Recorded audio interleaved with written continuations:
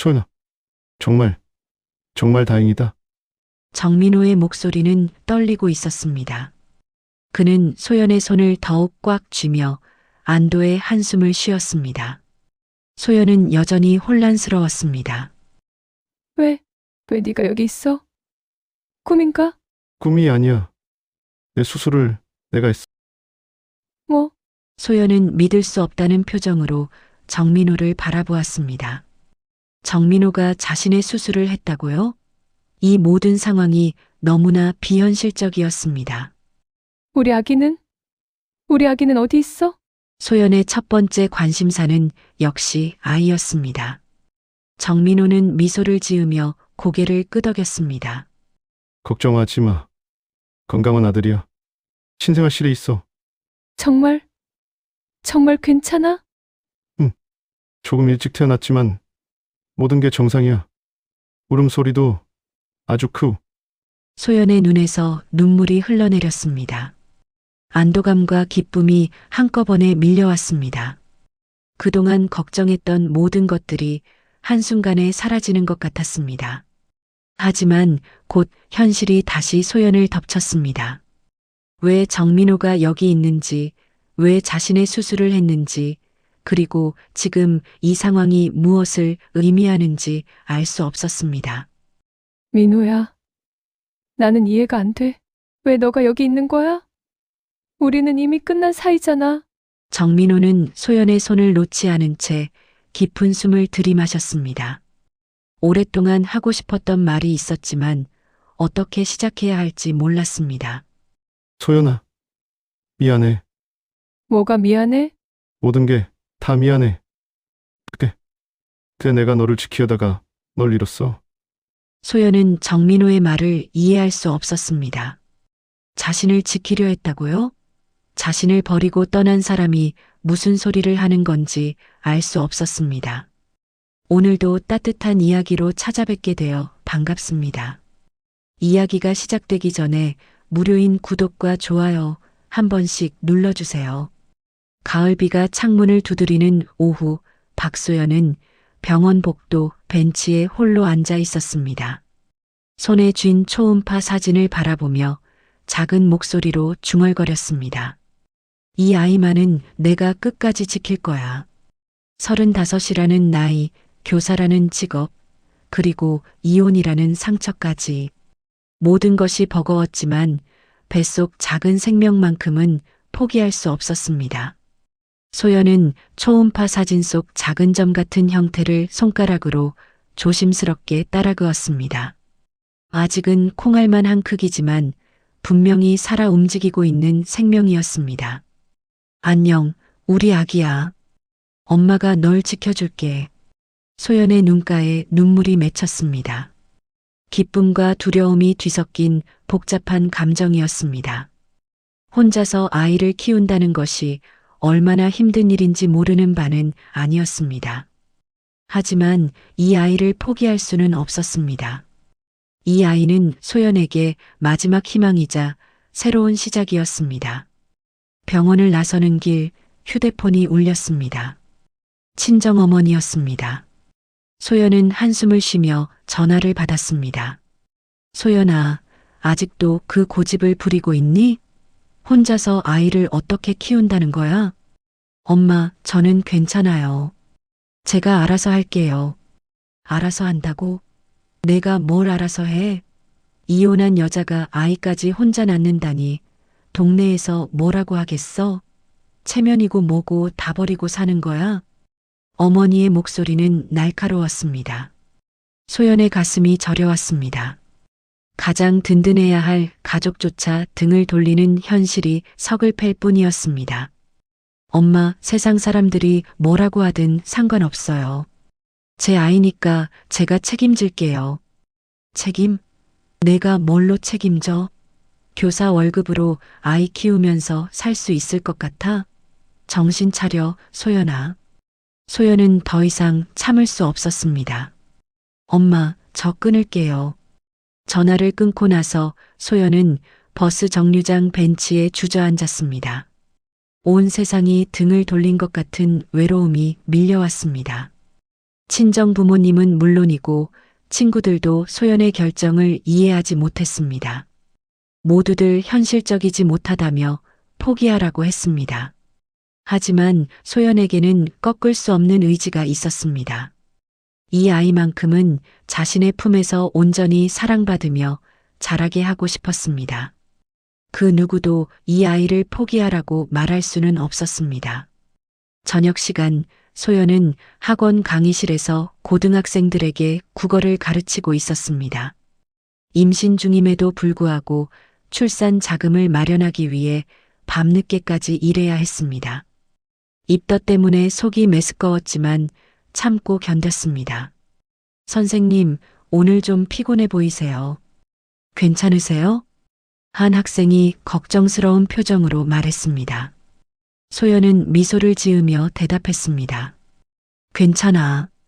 선생님은 지금 아주 소중한 걸 지키고 있거든. 소중한 거요? 응. 언젠가 너희들도 알게 될 거야. 정말 소중한 걸 지킬 때는 어떤 어려움도 견딜 수 있다는 걸 말이야. 학생들은 무슨 말인지 모르겠다는 표정이었지만 소연의 눈빛에서 무언가 특별한 것을 느꼈는지 조용히 고개를 끄덕였습니다. 수업이 끝나고 학원을 나서는 길, 소연은 밤하늘을 올려다보았습니다. 별들이 반짝이는 가운데 문득 전 남편의 얼굴이 떠올랐습니다. 소연은 재빨리 고개를 저었습니다. 이제는 그 사람의 이름조차 입에 올리고 싶지 않았습니다.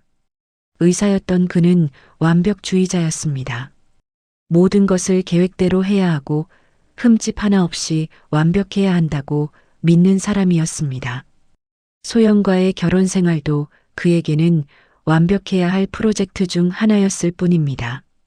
아이를 갖지 못한다는 진단을 받았을 때 그는 차갑게 돌아섰습니다. 불임 가능성이 높다는 의사의 말에 그는 마치 불량품을 발견한 듯한 표정을 지었습니다. 그날 밤 그는 소연에게 상처가 되는 말들을 쏟아부었습니다. 이런 식으로는 안 되겠어. 우리 결혼 생활이 무슨 의미가 있겠어? 그 말이 소연의 가슴에 비수처럼 꽂혔습니다.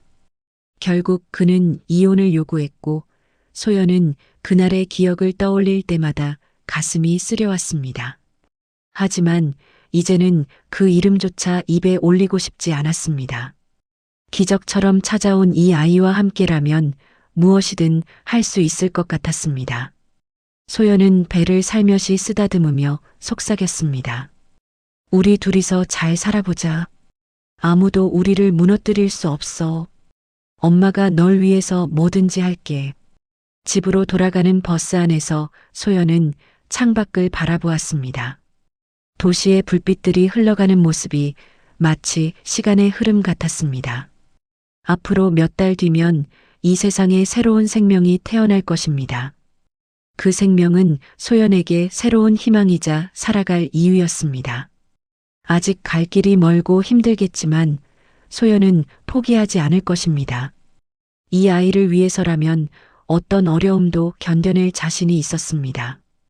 이별의 아픔 끝에서 찾은 새로운 시작, 그것이 바로 지금 소연의 삶이었습니다. 임신 8개월, 출산을 한 달 앞둔 어느 날이었습니다. 소연은 정기검진을 위해 병원을 찾았습니다. 배가 많이 불러온 탓에 걸음걸이도 조심스러웠고 허리와 다리가 아팠지만 아이를 만날 날이 가까워진다는 생각에 마음은 설렜습니다. 박소연 씨, 검사실로 들어오세요. 간호사의 부름을 받고 소연은 검사대에 누웠습니다. 초음파 기계에서 나오는 아이의 심장 소리를 들으며 소연은 미소를 지었습니다. 아이가 건강하게 자라고 있다는 증거였습니다. 하지만 담당 의사의 표정이 점점 심각해졌습니다. 초음파 화면을 자세히 들여다보더니 몇 번이나 각도를 바꿔가며 확인했습니다. 소연의 가슴이 두근거리기 시작했습니다. 선생님, 무슨 문제라도 있나요? 소연의 목소리에는 불안감이 묻어났습니다. 의사는 잠시 망설이더니 조심스럽게 입을 열었습니다. 아기 상태는 양호한데요. 다만 탯줄의 위치가 조금 걱정됩니다. 그리고 산모의 혈압이 평소보다 높아졌네요. 그게 무슨 뜻인가요? 위험한 건가요? 소연의 목소리가 떨렸습니다. 의사는 차분하게 설명했습니다. 지금 당장은 괜찮습니다. 하지만 출산 과정에서 위험할 수 있어요. 자연분만보다는 제왕절개를 고려해야 할 것 같습니다. 그리고 혹시 모르니 응급 상황에 대비해서 더 큰 병원으로 옮기시는 게 좋겠어요. 소연의 머릿속이 하얘졌습니다. 위험하다는 말이 계속 맴돌았습니다. 그동안 무사히 여기까지 왔는데 이제 와서 위험하다니요. 선생님, 제 아이는 괜찮을까요? 정말 괜찮을까요? 최선을 다하겠습니다. 너무 걱정하지 마세요. 요즘 의학 기술이 많이 발달했으니까요. 하지만 의사의 위로도 소연의 불안을 달래주지는 못했습니다. 검사를 마치고 나온 소연은 복도 벤치에 앉아 깊은 한숨을 내쉬었습니다. 혼자서 이 모든 걸 감당해야 한다는 현실이 버거웠습니다. 며칠 뒤 소연은 의사의 권유에 따라 더 큰 종합병원으로 옮겼습니다. 응급 상황에 대비할 수 있는 시설이 갖춰진 곳이었습니다. 새로운 병원의 분위기는 이전 병원보다 훨씬 차갑고 무미건조했습니다. 입원 수속을 밟는 동안 소연은 계속해서 불안감에 사로잡혀 있었습니다. 혼자서 이 모든 걸 해내야 한다는 부담감이 어깨를 짓눌렀습니다. 친정에서는 여전히 냉담했고 주변에 도움을 청할 사람도 마땅치 않았습니다. 정말 괜찮을까? 내가 혼자서 이 아이를 지켜낼 수 있을까? 소연은 배를 쓰다듬으며 작은 목소리로 중얼거렸습니다. 아이는 뱃속에서 꿈틀거리며 엄마의 목소리에 반응하는 것 같았습니다. 그날 밤 소연은 잠을 이루지 못했습니다. 출산에 대한 두려움과 혼자서 아이를 키워야 한다는 부담감이 교차했습니다. 창밖으로 보이는 달빛을 바라보며 소연은 간절히 기도했습니다. 제발 이 아이만은 무사히 태어나게 해주세요. 제가 무엇이든 할게요. 다음 날 새벽 갑자기 배에 심한 통증이 몰려왔습니다. 소연은 식은땀을 흘리며 간호사를 불렀습니다. 간호사님, 배가 너무 아파요. 급하게 달려온 간호사가 소연의 상태를 확인했습니다. 혈압이 급격히 올라가 있었고 아이의 심장 박동도 불규칙했습니다. 응급 상황입니다. 의사 선생님을 빨리 불러주세요. 병실이 순식간에 소란스러워졌습니다. 여러 명의 의료진이 달려왔고 소연은 응급 침대에 옮겨졌습니다. 의식이 흐릿해지는 가운데서도 소연은 간절히 기도했습니다. 제발 우리 아이만은 살려주세요. 응급실로 향하는 복도에서 소연의 의식이 점점 희미해졌습니다. 주변에서 들리는 의료진들의 목소리가 멀어져 갔습니다. 산모 의식 잃었습니다. 혈압 계속 올라가고 있어요. 수술실 준비됐나요? 네, 준비 완료됐습니다. 그때였습니다. 소연의 손을 잡은 간호사가 큰 소리로 외쳤습니다. 담당 의사님, 정민호 교수님, 수술 들어오십니다. 순간 소연의 눈이 커졌습니다. 희미한 의식 속에서도 그 이름만큼은 또렷하게 들렸습니다. 뭐라고요? 정민호요? 소연은 간신히 고개를 들어 주변을 둘러보려 했습니다. 하지만 시야가 흐릿했고 의식이 점점 멀어져 갔습니다. 정민호라는 이름이 환청인지 현실인지 구분할 수 없었습니다. 수술실 문이 닫히는 소리와 함께 소연의 의식은 완전히 어둠 속으로 빠져들었습니다. 마지막으로 떠오른 생각은 아이의 안전이었습니다. 우리 아기만은 제발. 그리고 모든 것이 고요해졌습니다. 네, 3챕터를 공백 제외 2600글자로 작성해 드리겠습니다. 3챕터. 수술실 복도에서 정민호는 급하게 수술복으로 갈아입고 있었습니다. 응급수술 연락을 받고 병원으로 달려온 참이었습니다. 임신 중독증으로 인한 응급 제왕절개 수술이라는 설명만 들은 상태였습니다. 교수님, 산모 상태가 위험합니다. 혈압이 계속 올라가고 있고 태아 심박수도 불안정해요. 레지던트가 차트를 들고 급하게 보고했습니다.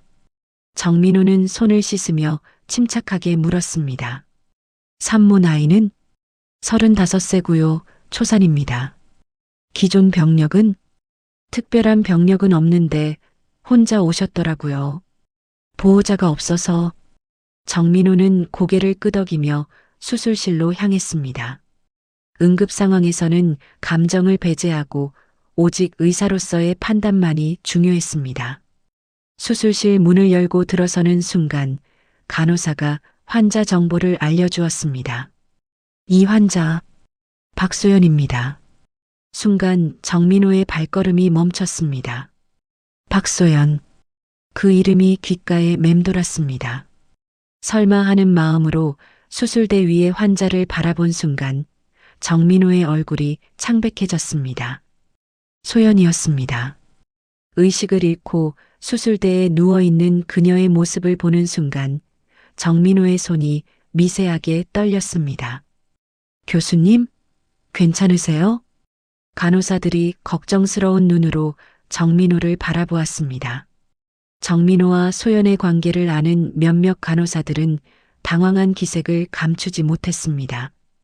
담당 바꾸시겠어요? 다른 교수님께 연락드릴까요? 수간호사가 조심스럽게 물었습니다. 의료진들 사이에서는 개인적인 관계가 있는 환자의 수술을 피하는 것이 원칙이었습니다. 감정이 개입되면 객관적인 판단을 방해할 수 있기 때문이었습니다. 하지만 정민호는 단호하게 고개를 저었습니다. 아니요. 내가 합니다. 하지만 교수님, 내가 한다고 했습니다. 정민호의 목소리에는 흔들림이 없었습니다. 아니, 흔들림을 억누르고 있었습니다. 그는 깊게 숨을 들이마시며 마음을 다잡았습니다. 지금은 정민호 교수가 아니라 한 생명을 구해야 하는 의사였습니다. 과거의 상처나 개인적인 감정은 뒤로 미뤄야 했습니다. 소연과 아이의 생명이 자신의 손에 달려있다는 사실만이 중요했습니다. 환자 상태 다시 한번 확인해 주세요. 정민호는 차분하게 지시했습니다. 하지만 속으로는 온갖 생각이 소용돌이쳤습니다. 소연이 임신을 했다는 사실, 그리고 혼자서 이 모든 걸 감당하고 있다는 현실이 그의 가슴을 짓눌렀습니다. 혈압 여전히 높고 태아 심박수 불규칙합니다. 빨리 수술해야 할 것 같습니다. 알겠습니다. 마취 시작하세요. 수술이 시작되었습니다. 정민호의 손끝에서는 식은땀이 흘렀지만 메스를 든 손은 정확했습니다. 평소보다 더욱 신중하고 세심하게 수술을 진행했습니다. 수술실 안에는 심장 모니터의 규칙적인 소리와 의료진들의 숨소리만이 들렸습니다. 정민호는 온 신경을 집중하며 한 칼 한 칼 조심스럽게 절개를 진행했습니다. 출혈량이 예상보다 많습니다. 수혈 준비해 주세요. 그리고 소아과에도 연락하세요. 정민호의 목소리는 침착했지만 이마에는 땀방울이 맺혀 있었습니다. 소연과 아이 두 생명을 모두 지켜야 한다는 부담감이 어깨를 짓눌렀습니다. 태아 심박수 떨어지고 있습니다. 빨리 꺼내야겠습니다. 정민호는 더욱 빠르고 정확하게 움직였습니다. 그의 손끝에서는 수년간 쌓아온 실력이 빛을 발했습니다. 마침내 아이를 꺼내는 순간이 왔습니다. 나왔습니다. 하지만 아이에게서는 울음소리가 들리지 않았습니다. 소아과 의사가 급하게 아이를 받아 처치를 시작했습니다. 수술실 안이 긴장감으로 가득 찼습니다. 정민호는 소연의 지혈에 집중하면서도 아이의 상태를 계속 신경 쓰고 있었습니다. 그때였습니다. 응애. 아이의 울음소리가 수술실에 울려 퍼졌습니다. 소연의 상태를 안정시켜야 했습니다. 산모 혈압 안정되고 있습니다. 다행입니다. 마치 소연의 상처를 아물게 하려는 마음처럼 조심스럽고 세심하게 처치했습니다. 수술이 모두 끝나고 나서야 정민호는 깊은 숨을 내쉬었습니다. 수술복은 땀으로 흠뻑 젖어 있었고 손은 여전히 미세하게 떨리고 있었습니다. 수술 성공적으로 끝났습니다. 산모와 아기 모두 안전합니다. 간호사의 말에 정민호는 안도의 한숨을 쉬었습니다. 그는 마스크를 벗으며 작은 목소리로 중얼거렸습니다. 이번엔 절대 놓치지 않을 거야. 그 말에는 과거에 대한 후회와 미래에 대한 다짐이 모두 담겨 있었습니다. 정민호는 회복실로 옮겨지는 소연을 바라보며 복잡한 심정을 감출 수 없었습니다. 수술은 성공했지만 이제 진짜 어려운 일이 시작될 것 같았습니다. 희미한 의식이 돌아오면서 소연은 천천히 눈을 떴습니다. 하얀 천장과 조용한 기계음이 들리는 것으로 보아 병실인 것 같았습니다. 몸이 무겁고 아팠지만 가장 먼저 떠오른 생각은 아이였습니다. 우리 아기. 소연은 가늘게 중얼거리며 배에 손을 얹으려 했습니다. 하지만 배가 많이 들어가 있었습니다. 출산을 한 것이 분명했습니다. 그런데 아이는 어디에 있는 걸까요? 시야가 점점 또렷해지면서 소연은 자신의 왼쪽 손을 누군가가 붙잡고 있다는 것을 느꼈습니다. 고개를 돌려보니 침대 옆 의자에 앉아 자신의 손을 꼭 쥐고 있는 남자가 보였습니다. 그 남자는 고개를 숙인 채 울고 있었습니다. 어깨가 작게 떨리고 있었고 간간히 흐느끼는 소리가 들렸습니다. 소연은 눈을 비비며 다시 한번 확인했습니다. 정민호였습니다. 소연의 가슴이 쿵쾅거렸습니다. 꿈인지 현실인지 구분이 되지 않았습니다. 왜 정민호가 여기에 있는 걸까요? 그것도 자신의 손을 붙잡고 울고 있다니요. 민호야? 소연의 작은 목소리에 정민호는 깜짝 놀라며 고개를 들었습니다. 그의 눈은 빨갛게 충혈되어 있었고 뺨에는 눈물 자국이 그대로 남아 있었습니다. 평소 냉정하고 완벽주의자였던 그의 모습과는 전혀 달랐습니다. 소연아, 정말 다행이다. 정민호의 목소리는 떨리고 있었습니다. 그는 소연의 손을 더욱 꽉 쥐며 안도의 한숨을 쉬었습니다. 소연은 여전히 혼란스러웠습니다. 왜 내가 여기 있어? 꿈인가? 꿈이 아니야. 내 수술을 내가 했어. 뭐? 소연은 믿을 수 없다는 표정으로 정민호를 바라보았습니다. 정민호가 자신의 수술을 했다고요? 이 모든 상황이 너무나 비현실적이었습니다. 우리 아기는 어디 있어? 소연의 첫 번째 관심사는 역시 아이였습니다. 정민호는 미소를 지으며 고개를 끄덕였습니다. 걱정하지 마. 건강한 아들이야. 신생아실에 있어. 정말 괜찮아? 응. 조금 일찍 태어났지만 모든 게 정상이야. 울음소리도 아주 크고 소연의 눈에서 눈물이 흘러내렸습니다. 안도감과 기쁨이 한꺼번에 밀려왔습니다. 그동안 걱정했던 모든 것들이 한순간에 사라지는 것 같았습니다. 하지만 곧 현실이 다시 소연을 덮쳤습니다. 왜 정민호가 여기 있는지, 왜 자신의 수술을 했는지, 그리고 지금 이 상황이 무엇을 의미하는지 알 수 없었습니다. 민호야, 나는 이해가 안 돼. 왜 내가 여기 있는 거야? 우리는 이미 끝난 사이잖아. 정민호는 소연의 손을 놓지 않은 채 깊은 숨을 들이마셨습니다.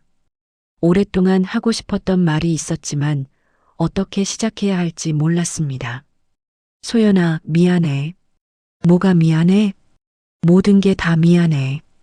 그때 내가 너를 지키려다가 널 잃었어. 소연은 정민호의 말을 이해할 수 없었습니다. 자신을 지키려 했다고요? 자신을 버리고 떠난 사람이 무슨 소리를 하는 건지 알 수 없었습니다. 무슨 말이야? 너는 나를 버렸잖아. 아이를 가질 수 없다는 이유로. 정민호의 얼굴이 일그러졌습니다. 그날의 기억이 생생하게 떠올랐습니다. 소연에게 상처가 되는 말들을 쏟아내던 자신의 모습이 지금도 후회스러웠습니다. 그게 아니야, 소연아. 내가 너무 어리석었어. 뭐가 어리석었다는 거야? 소연의 목소리에는 지난 상처가 그대로 묻어났습니다. 정민호는 조심스럽게 말을 이어갔습니다. 우리 집안이 내가 아이를 가질 수 없다는 걸 알면 널 가만두지 않았을 거야. 특히 우리 어머니는. 소연은 정민호의 어머니를 떠올렸습니다. 차가우면서도 교만했던 그녀의 모습이 생각났습니다. 며느리에게 요구하는 것도 많았고 특히 손자에 대한 집착이 강했습니다. 그래서 나를 버린 거야? 내 가족들 때문에? 버린 게 아니야. 지키려고 했던 거야. 지킨다고? 이혼해놓고? 정민호는 대답할 수 없었습니다. 자신의 선택이 정말 소연을 위한 것이었는지 아니면 단순히 자신의 편의를 위한 것이었는지 확신할 수 없었기 때문입니다.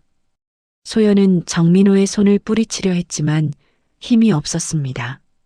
출산 후유증으로 몸이 아직 회복되지 않은 상태였습니다. 민호야, 이제 와서 이런 말 하지 마. 나는 이미 혼자서 살아가기로 결심했어. 우리 아들과 함께 말이야.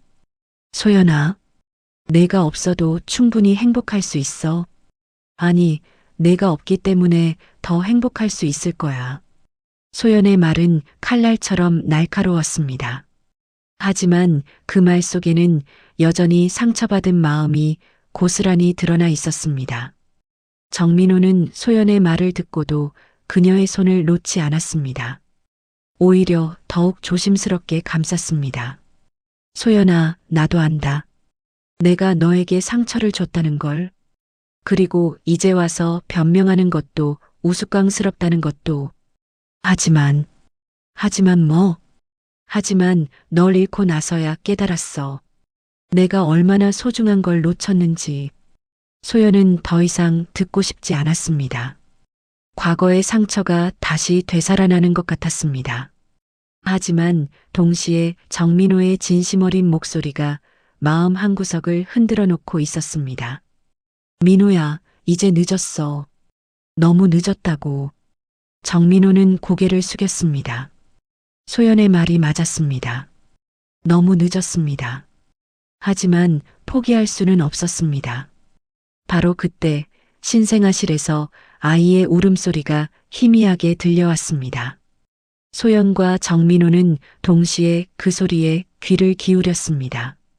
두 사람 사이에 흐르는 복잡한 감정들이 그 작은 울음소리와 함께 공기 중에 떠돌았습니다. 일주일 후 소연은 퇴원을 앞두고 있었습니다. 아이는 건강하게 자라고 있었고 소연의 몸 상태도 많이 회복되었습니다. 하지만 마음은 여전히 복잡했습니다. 정민호는 매일 병실을 찾아왔고 소연은 그럴 때마다 불편함을 감출 수 없었습니다. 소연 씨, 퇴원 수속 완료됐습니다. 간호사가 웃으며 서류를 건네주었습니다. 소연은 고개를 끄덕이며 서류를 받아들었습니다. 드디어 집으로 돌아갈 수 있었습니다. 아이와 함께 새로운 삶을 시작할 수 있었습니다. 그런데 소연 씨, 입원비와 수술비는 이미 정산이 끝났어요. 네? 제가 언제 정산했나요? 소연은 당황했습니다. 분명히 퇴원할 때 비용을 지불해야 한다고 생각했는데 이미 정산이 끝났다니요. 정민호 교수님께서 대신 처리해 주셨어요. 말씀 안 드렸나요? 소연의 얼굴이 굳어졌습니다. 정민호가 의료비를 대신 냈다는 말이었습니다. 소연은 즉시 간호사실로 향했습니다. 정확히 얼마인가요? 정민호 교수가 낸 금액이요. 총 300만 원 정도 되네요. 응급수술비와 일주일간 입원비, 그리고 신생아 관련 비용까지 포함해서요. 300만 원. 소연에게는 적지 않은 돈이었습니다. 그동안 출산 자금을 마련하기 위해 밤늦게까지 일했지만 응급수술비까지는 준비하지 못했습니다. 소연은 복잡한 심정으로 병실로 돌아왔습니다. 아이를 안고 있는 정민호의 모습이 보였습니다. 그는 조심스럽게 아이를 보듬으며 작은 목소리로 무언가를 속삭이고 있었습니다. 정민호. 소연의 목소리에 정민호는 고개를 들었습니다. 의료비를 내가 냈다면서? 정민호는 잠시 망설이더니 고개를 끄덕였습니다. 응? 왜? 그냥 당연한 일이라고 생각해서. 소연은 화가 났습니다. 자신의 허락도 받지 않고 멋대로 비용을 지불한 것도 화가 났지만 더 화가 나는 건 그것이 마치 자신에 대한 동정처럼 느껴졌기 때문입니다. 당연한 일? 우리가 무슨 사이라고 당연한 일이야? 소연아, 이제 와서 죄책감인가? 양심의 가책이라도 느끼는 거야? 소연의 목소리가 날카로워졌습니다. 정민호는 아이를 침대에 조심스럽게 내려놓고 소연을 바라보았습니다. 죄책감이라고 하면 그런 건가? 그럼 뭐야? 갑자기 나타나서 수술해주고 의료비까지 대신 내주고 이게 다 뭐야?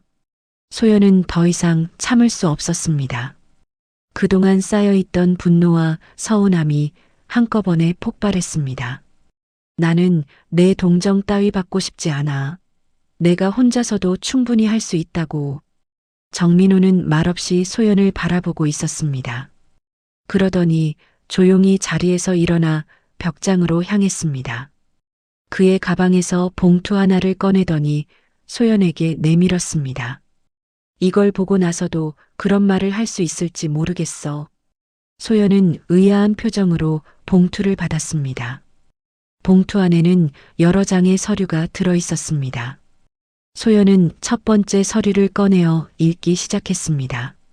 그것은 자신의 과거 진단서였습니다. 결혼 초기에 받았던 불임 검사 결과였습니다. 진단서 상단에는 또렷하게 적혀 있었습니다. 불임 가능성 높음. 소연의 손이 떨렸습니다. 이 진단서는 분명히 자신도 알고 있던 내용이었습니다. 하지만 왜 정민호가 이것을 가지고 있는 건가요? 이게 뭐야? 소연의 목소리가 작아졌습니다.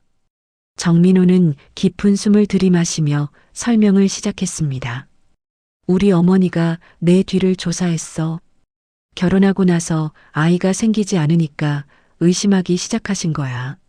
소연의 가슴이 철렁했습니다. 시어머니가 자신을 조사했다고요? 그래서 날 떠난 거야? 이 진단서 때문에? 정민호는 고개를 저었습니다. 떠난 게 아니야. 널 지키려고 했던 거야. 지킨다고? 이혼해놓고? 우리 집안이 그 사실을 알면 널 가만두지 않았을 거야. 특히 어머니는 내가 상상할 수 없을 정도로 잔인해질 수 있어. 소연은 정민호의 어머니를 떠올렸습니다. 평소에도 며느리에게 까다로웠던 그녀가 이런 사실을 알았다면 정말 가만두지 않았을 것입니다. 그래서 나를 먼저 버린 거야? 내 가족들이 나를 괴롭히기 전에? 버린 게 아니라고 했잖아. 정민호의 목소리가 높아졌습니다. 그는 잠시 숨을 고르더니 다시 차분한 목소리로 말했습니다. 내가 너에게 상처가 되는 말을 한 건 사실이야. 하지만 그건 어머니 앞에서 연기한 거였어. 내가 먼저 떠나게 만들려고. 소연은 믿을 수 없다는 표정으로 정민호를 바라보았습니다. 연기라고? 그럼 그때 날 향해 내뱉은 그 모든 말들이 연기였다는 거야? 그래. 거짓말이야. 내 눈빛을 봤어. 정말로 나를 실망스러워하는 눈빛이었다고. 정민호는 대답할 수 없었습니다. 사실 그때 자신도 혼란스러웠고 실망감이 전혀 없었다고 할 수는 없었기 때문입니다. 소연은 진단서를 다시 내려다보았습니다. 불임 가능성이 높다는 진단을 받고도 기적처럼 아이를 가진 자신의 상황이 아이러니하게 느껴졌습니다. 그럼 지금은 뭐야? 내가 아이를 낳았으니까 다시 관심을 갖는 거야? 아니야. 그런 게 아니야. 그럼 뭐야? 정민호는 잠시 침묵했습니다. 그러더니 작은 목소리로 말했습니다. 널 잃고 나서야 깨달았어. 아이가 있든 없든 내가 없으면 내 인생은 아무 의미가 없다는 걸. 소연의 눈에서 눈물이 흘러내렸습니다. 하지만 그것이 기쁨의 눈물인지 슬픔의 눈물인지 알 수 없었습니다. 상처는 아직 아물지 않았습니다. 집으로 돌아온 소연은 아이와 함께 조용한 일상을 시작했습니다. 작은 원룸이지만 두 모자에게는 따뜻한 보금자리였습니다. 아이는 날마다 조금씩 자라고 있었고 소연은 그 모습을 보며 행복을 느꼈습니다. 하지만 마음 한구석에는 여전히 복잡한 감정이 자리 잡고 있었습니다. 정민호가 들려준 진실이 계속 머릿속을 맴돌았습니다. 정말로 자신을 지키기 위해 그런 선택을 한 것일까요? 아니면 그냥 변명에 불과한 것일까요? 밤이 되면 소연은 아이를 재우고 나서 창가에 앉아 밖을 바라보곤 했습니다. 멀리 보이는 병원 건물을 보면서 지난 일들을 떠올렸습니다.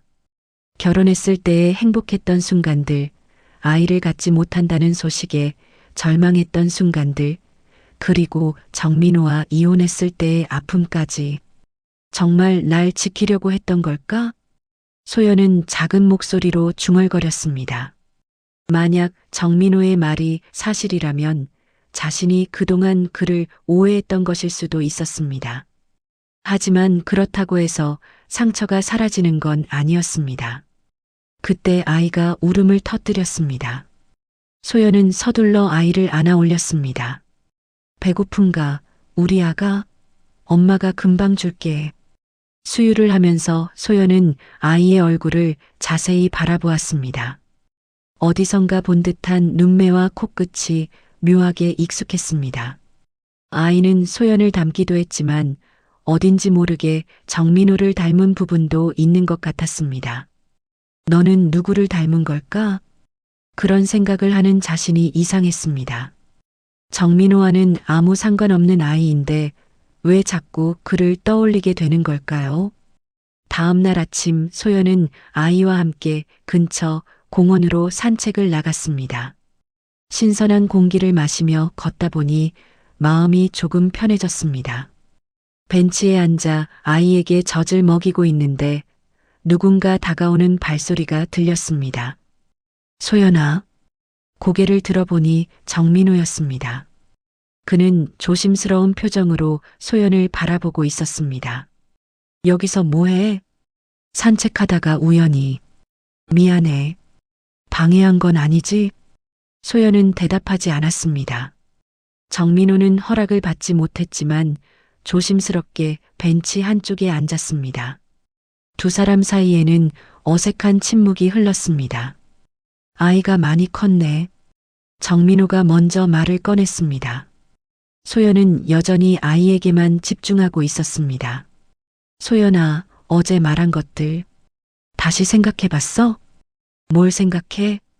내가 왜 그런 선택을 했는지에 대해서. 소연은 깊은 한숨을 쉬었습니다. 사실 어젯밤 잠들 때까지 그 생각만 했습니다. 정민호의 말이 진실이라면 자신이 그동안 얼마나 큰 오해를 하고 있었던 건지 알 수 없었습니다. 설령 내 말이 진실이라고 해도 민호야. 소연이 처음으로 입을 열었습니다. 그렇다고 해서 모든 게 괜찮아지는 건 아니야. 나도 안다. 너는 날 지키려고 했다고 하지만 내가 받은 상처는 진짜였어. 내가 나를 버렸다고 느꼈던 그 절망감도 진짜였고. 정민호는 고개를 숙였습니다. 소연의 말이 맞았습니다. 아무리 좋은 의도였다고 해도 상처를 준 것은 사실이었습니다. 미안해, 소연아. 정말 미안해. 미안하다고 해서 시간이 되돌려지는 건 아니야. 우리가 함께했던 그 시간들, 그리고 혼자서 버텨야 했던 그 외로운 시간들도 소연의 목소리에는 깊은 슬픔이 묻어났습니다. 정민호는 더 이상 할 말이 없었습니다. 아이가 작은 소리를 내며 잠에서 깼습니다. 소연은 아이를 다시 안아 올리며 자리에서 일어났습니다. 나는 이제 이 아이와 함께 새로운 삶을 살아갈 거야. 과거는 과거로 남겨두고. 소연아, 그리고 민호야, 더 이상 우리를 찾아오지 마. 이게 정말 마지막이야. 소연은 그 말을 남기고 아이와 함께 공원을 떠났습니다.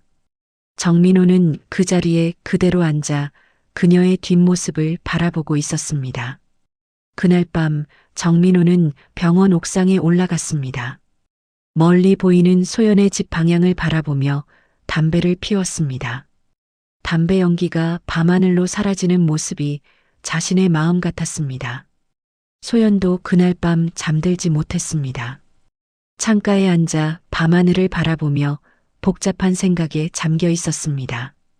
정민호의 말이 계속 머릿속을 맴돌았습니다. 사랑은 사라져도 그 사람의 온기는 남는다. 소연은 작은 목소리로 중얼거렸습니다. 미워하려고 해도 미워지지 않는 마음, 그리고 여전히 남아있는 그리움이 자신을 괴롭혔습니다. 며칠이 지나도 상황은 변하지 않았습니다. 정민호는 매일 밤 병원 옥상에서 소연의 집을 바라보았고, 소연은 아이를 키우며 하루하루를 버텨나갔습니다. 두 사람 모두 말하지 않았지만 서로를 그리워하고 있었습니다. 하지만 상처는 아직 아물지 않았고 용서와 화해는 여전히 멀어 보였습니다. 어느 날 밤 소연은 눈물을 흘리며 아이를 안아주었습니다. 아이는 엄마의 눈물을 보며 작은 손으로 소연의 뺨을 만졌습니다. 그 순간 소연은 깨달았습니다. 이 아이를 위해서라도 더 이상 과거에 매여 있을 수는 없다는 것을. 하지만 마음 한구석에는 여전히 정민호에 대한 그리움이 남아 있었습니다. 아이가 태어난 지 2달이 지났습니다. 소연은 조금씩 육아에 적응해 가고 있었습니다. 밤낮 없이 울어대는 아이 때문에 잠을 제대로 못 자는 날이 많았지만 아이의 작은 미소 하나에 모든 피로가 사라지곤 했습니다. 그날도 평소와 다르지 않은 하루였습니다. 소연은 아이에게 수유를 하고 기저귀를 갈아준 뒤 재우려 했습니다. 하지만 아이가 계속 보채며 울어댔습니다. 왜 그러지? 배고픈가? 소연은 다시 젖을 물려보았지만 아이는 거부했습니다. 이상했습니다. 평소라면 금방 잠들 시간이었는데 계속 울기만 했습니다.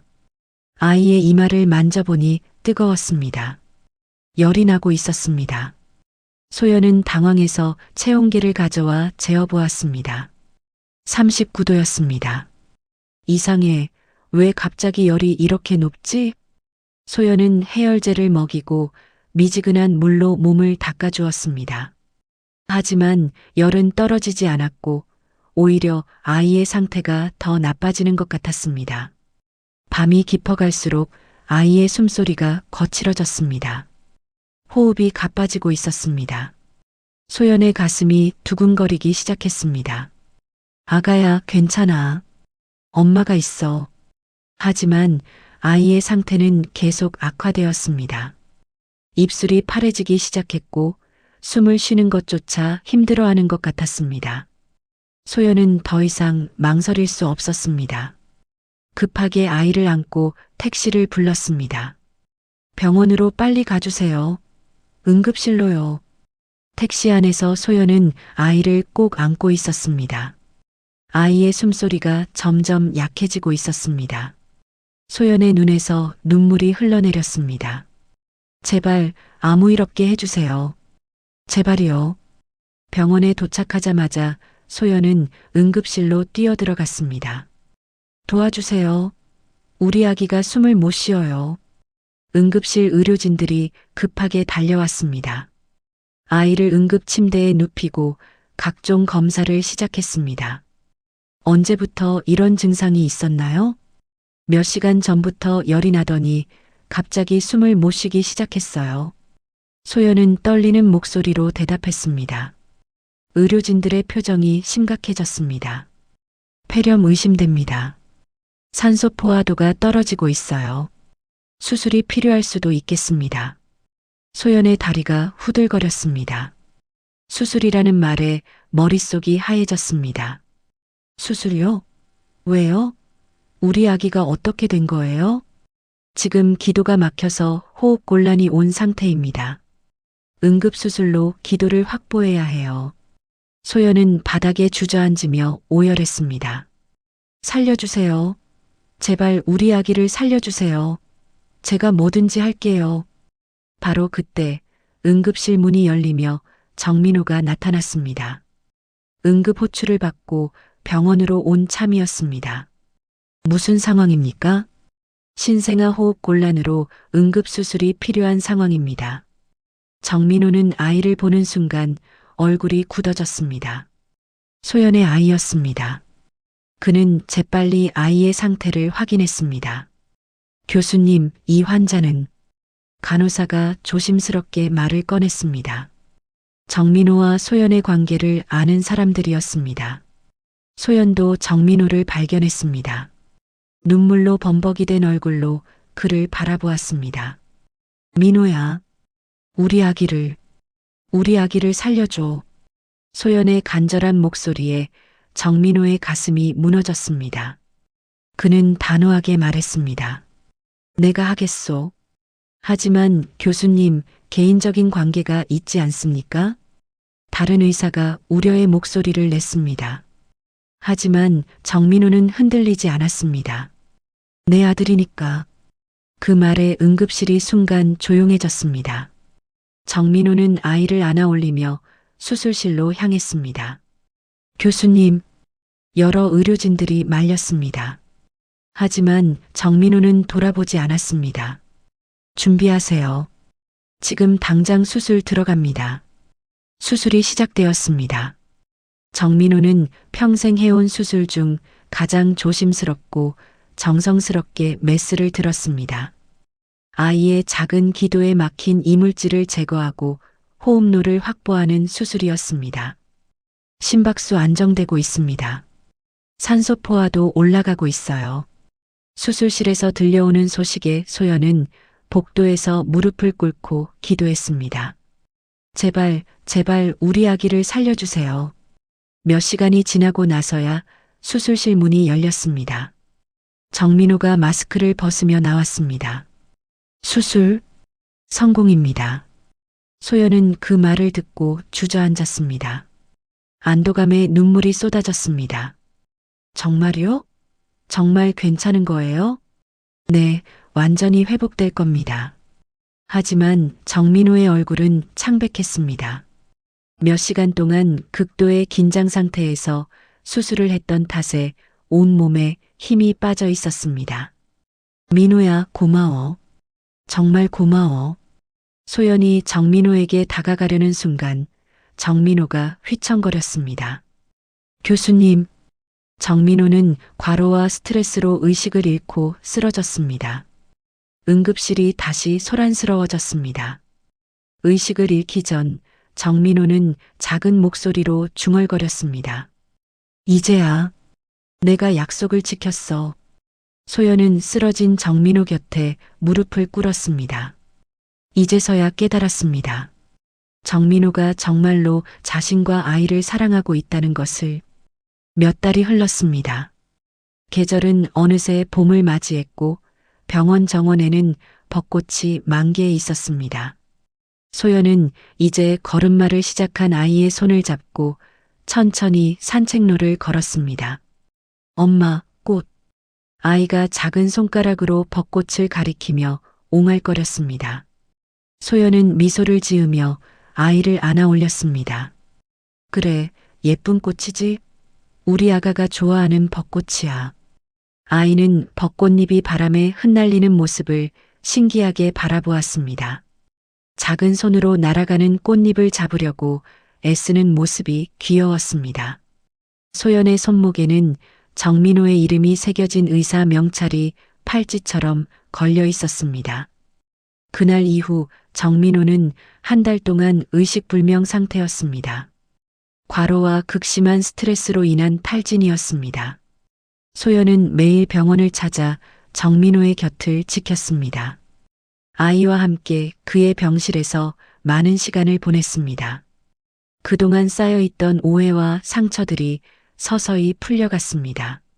정민호가 깨어났을 때 가장 먼저 찾은 것은 소연과 아이였습니다. 그는 눈물을 흘리며 소연의 손을 꼭 잡았습니다. 미안해, 소연아. 정말 미안해. 이제 그런 말 하지 마. 우리 다시 시작하자. 그때부터 세 사람의 새로운 삶이 시작되었습니다. 정민호는 자신의 건강을 회복하면서 동시에 소연과 아이와의 관계도 천천히 회복해 나갔습니다. 처음에는 조심스러웠습니다. 서로에게 상처를 주지 않으려고 노력했고 작은 일에도 신경을 썼습니다. 하지만 시간이 지나면서 자연스럽게 가족 같은 분위기가 되어갔습니다. 엄마, 아빠는 언제 와? 아이가 정민호를 아빠라고 부르기 시작한 것은 한 달 전부터였습니다. 정민호는 그 말을 처음 들었을 때 감격해서 눈물을 흘렸습니다. 조금 있으면 올 거야. 아빠는 바쁜 의사 선생님이거든. 소연도 이제는 자연스럽게 정민호를 아빠라고 불러도 된다고 생각했습니다. 혈연 관계는 아니지만 정민호가 이 아이를 위해 목숨을 걸고 수술했다는 사실만으로도 충분했습니다. 벚꽃나무 아래 벤치에 앉아 소연은 아이와 함께 정민호를 기다렸습니다. 오늘은 정민호의 병원 복귀 첫날이었습니다. 한 달간의 휴식 끝에 다시 의사로서의 일상으로 돌아가는 날이었습니다. 소연아. 멀리서 정민호의 목소리가 들렸습니다. 하얀 가운을 입은 그가 웃으며 다가오고 있었습니다. 아이는 정민호를 보자마자 팔을 벌렸습니다. 아빠. 정민호는 아이를 안아 올리며 하늘 높이 들어 올렸습니다. 아이는 깔깔거리며 웃었습니다.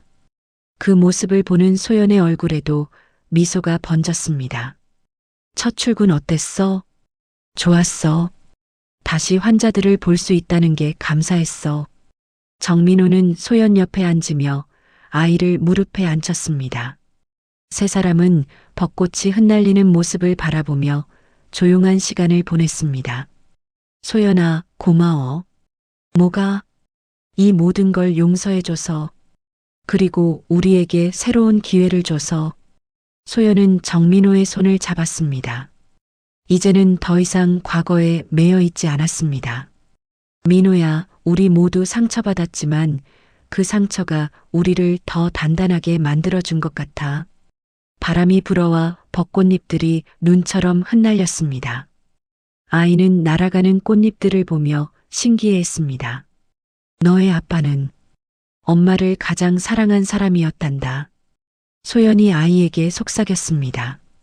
정민호는 그 말을 들으며 가슴이 뭉클해졌습니다.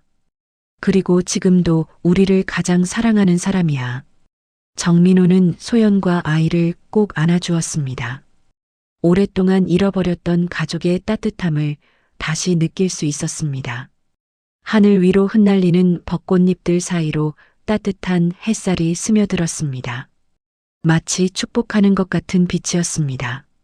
정민호의 얼굴에도 평온한 미소가 번졌습니다. 우리 이제 진짜 가족이 된 거지? 아이가 두 사람을 번갈아 보며 물었습니다. 소연과 정민호는 서로를 바라보며 웃었습니다. 그래, 우리는 가족이야. 그날 오후 세 사람은 함께 집으로 돌아갔습니다. 작은 원룸이었지만 이제는 세 사람에게 충분한 공간이었습니다. 사랑이 있는 곳이면 어디든 따뜻한 집이 될 수 있다는 걸 알았기 때문입니다. 저녁을 함께 먹고 아이를 재운 후 소연과 정민호는 창가에 앉아 밤하늘을 바라보았습니다. 정말 꿈 같아. 소연이 작은 목소리로 말했습니다. 어떤 꿈? 이렇게 우리 셋이 함께 있다는 게 예전에는 상상도 못했어. 정민호는 소연의 손을 꼭 잡았습니다. 나도 마찬가지야. 널 잃었을 때는 정말 세상이 끝난 것 같았어. 하지만 이제는 알겠어. 소연이 정민호를 바라보며 말했습니다. 이별은 끝이 아니라 다시 만날 이유였다는 걸. 이제야 알았어. 정민호는 소연을 꼭 안아주었습니다. 오랜 방황과 아픔 끝에 다시 찾은 사랑이었습니다. 창밖으로는 봄바람이 살랑살랑 불어왔습니다. 새로운 계절과 함께 세 사람에게도 새로운 시작이 열리고 있었습니다. 지나간 상처들은 이제 추억이 되었고 앞으로 만들어갈 행복한 기억들이 더 많이 기다리고 있었습니다. 오늘도 저희 채널을 찾아주신 여러분께 진심으로 감사드립니다. 이야기가 마음에 드신다면 무료인 구독과 좋아요 버튼을 눌러주시고 댓글로 여러분의 소중한 인생 이야기도 들려주세요.